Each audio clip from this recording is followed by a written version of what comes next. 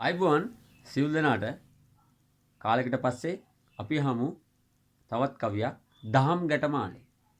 මේකේ තියෙන අර්ථය තමයි මතු පිටින් තිබෙන අර්ථයට වඩා වෙනස් අර්ථයක් සමාජයේ යහපත් සමාජයක් කරන්න ගත්ත ලොකු උත්සාහයක් තමයි දහම් ගැටමාල කවිය වලින් ඉදිරිපත් කරන්නේ. ඔය කට්ටිය කවුරුත් දන්න කවියක් අපි අහලා බලමු. ඉස්සන් පිසාපිය රාකලයක්ම බීපිය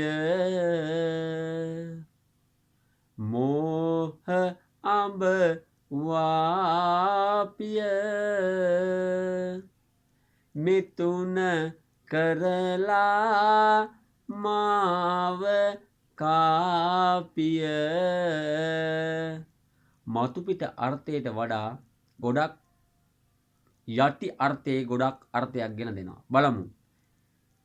ඊර්ෂ්‍යාව නැතිකොට රාගය නැතිකොට මෝහය පළවා හැර නිවන් අවබෝධ කරගන්න වර්තමාන සමාජයේ ඉතා වැදගත්.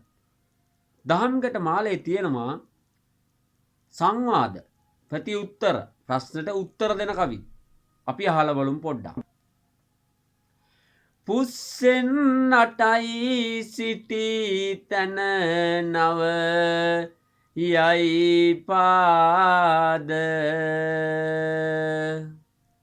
මුං වතු තුනක් ගොන් දෙන්නෙකු සෑවාද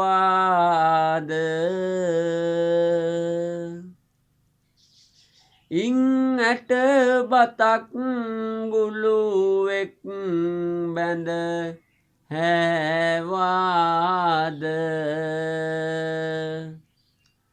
අං 28ක් ඇති මීවෙක් මග යාද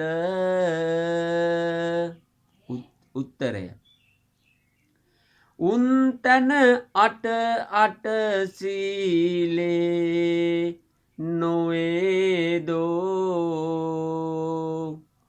මුං වතු තුන් සරණේ නොවේදෝ ඉන් ඇට පත නව ගුණ වැල නොවේදෝ අං 28 මුනි නොවේදෝ.